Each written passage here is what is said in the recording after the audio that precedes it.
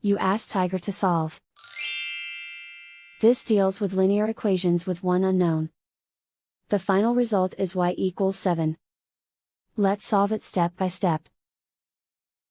Group all y terms on the left side of the equation. Add 4y to both sides.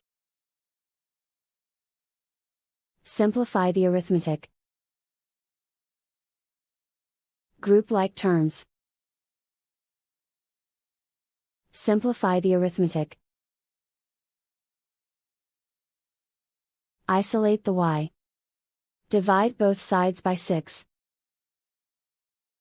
Simplify the fraction. Find the greatest common factor of the numerator and denominator. Factor out and cancel the greatest common factor. And so the final result is y equals 7.